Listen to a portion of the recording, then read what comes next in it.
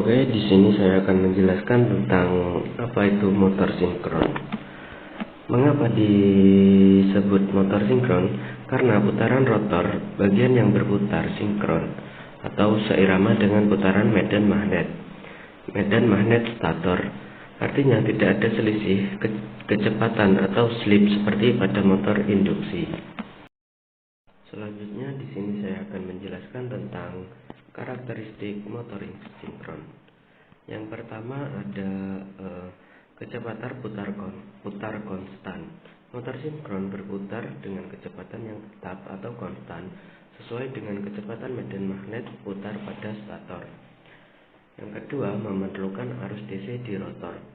Rotor motor sinkron harus diberi arus penguat atau excitation current dari sumber arus searah atau DC. Fungsi arus ini adalah untuk membentuk medan magnet di rotor agar bisa berinteraksi dengan magnet yang dihasilkan stator atau yang berasal dari arus AC. Tanpa arus DC motor sinkron, rotor tidak dapat mengunci diri dengan medan putar stator dan tidak bisa berputar sinkron. Yang ketiga ada tidak memiliki slip. Jadi motor sinkron tidak memiliki slip. Slip adalah selisih antara kecepatan medan putar stator dan kecepatan rotor. Pada motor sinkron, kecepatan medan stator, sehingga ini membuat motor sinkron selalu berputar seirama dengan frekuensi sumber listrik, tidak seperti motor induksi yang memiliki slip kecil. Yang keempat, ada tidak bisa berputar sendiri saat start. Motor sinkron tidak dapat langsung berputar dari keadaan diam karena gaya tarik-menarik antara medan magnet stator dan rotor hanya terjadi bila rotor sudah hampir mencapai kecepatan sinkron. Untuk mengatasinya, motor sinkron digunakan motor bantu, belitan damper, atau kumparan peredam yang berfungsi seperti rotor motor induksi untuk memulai putaran hingga mencapai kecepatan sinkron. Dan yang kelima ada faktor daya yang dapat diatur. Faktor daya yang dapat diatur di sini ada under excited atau faktor daya lagging seperti beban induktif. Juga ada normal excitation, faktor daya mendekati 1. Dan yang terakhir ada overexcited, faktor daya lagging. Kemampuan ini membuat motor sinkron juga sering digunakan untuk kompensasi daya reaktif dalam sistem listrik. Yang keenam ada efisiensi tinggi pada beban penuh. Karena motor sinkron tidak memiliki slip, maka tidak ada rugi daya akibat slip seperti pada motor induksi. Oleh sebab itu, pada beban penuh, efisiensinya bisa mencapai 90% atau lebih, sehingga lebih hemat energi dalam jangka panjang. Selanjutnya ada langkah-langkah prinsip kerja. Yang pertama, stator diberi arus bolak-balik atau AC. Ketika arus AC mengalir pada kumparan stator, akan terbentuk medan magnet berputar atau rotation magnetic field. Medan magnet ini berputar dengan kecepatan sinkron. Yang kedua, ada rotor diberi arus searah atau DC. Rotor motor sinkron diberi arus DC sehingga terbentuk kutub magnet utara dan selatan pada rotor. Jadi rotor memiliki medan magnet tetap yang bisa berinteraksi dengan medan magnet stator. Yang ketiga, interaksi dua medan magnet. Medan magnet berputar dari stator akan menarik dan menolak kutub rotor. Jika rotor sudah mencapai kecepatan sinkron, medan magnet rotor akan terkunci dengan medan stator. Akibatnya, rotor berputar tepat seirama tanpa slip dengan medan stator.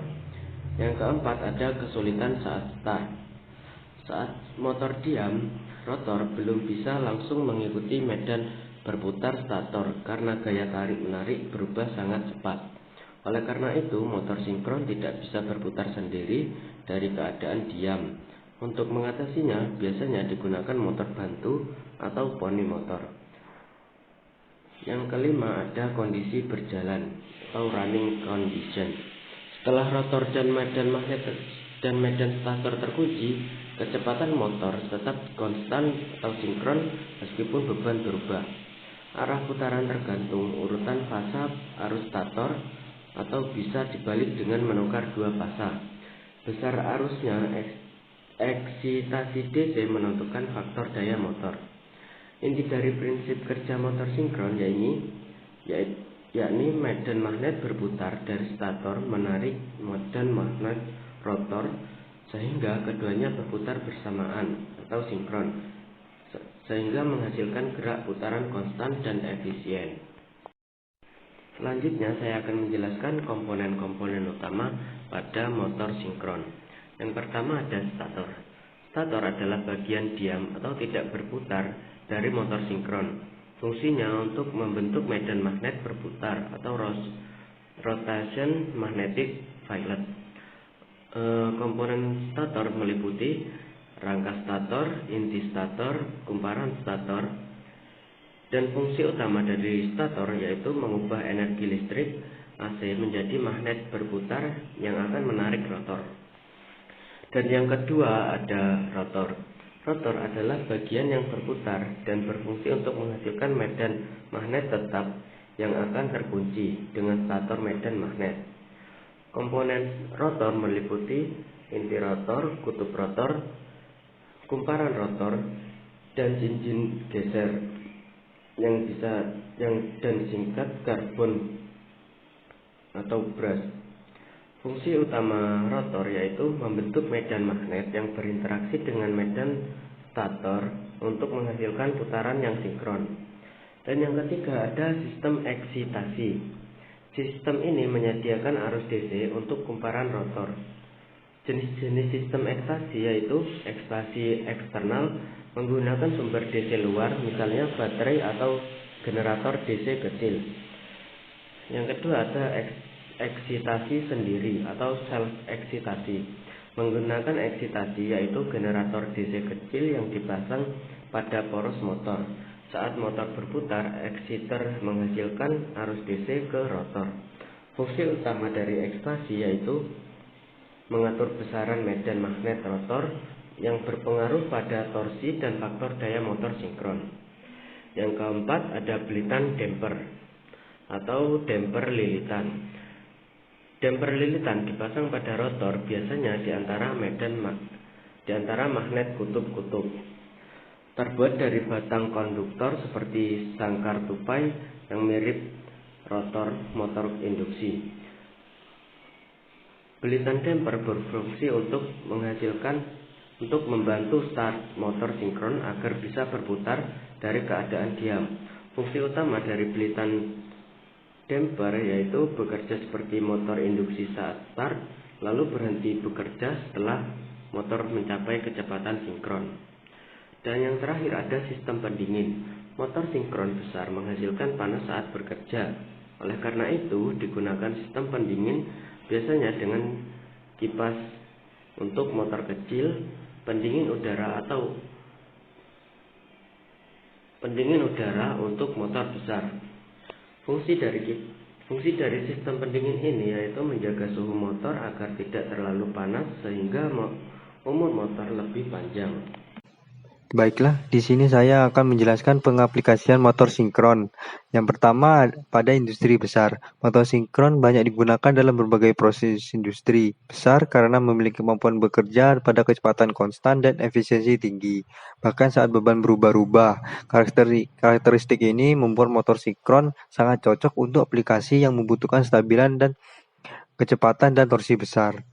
Pada industri besar, ada pada pompa kompresor. Motor sinkron digunakan untuk menggerakkan pompa dan kompresor berskala besar yang berfungsi memindahkan fluida atau udara bertekanan. Pada aplikasi ini, kestabilan kecepatan agar penting untuk tekanan dan aliran fluida tetap terjaga secara konstan. Yang kedua adalah blower. Dalam sistem ventilasi industri, blower berfungsi mengalirkan udara dan volume besar. Penggunaan motor sinkron memastikan kecepatan putar blower tetap konstan sehingga laju aliran udara stabil dan efisiensi sistem pendinginan atau sirkulasi udara tetap terjaga.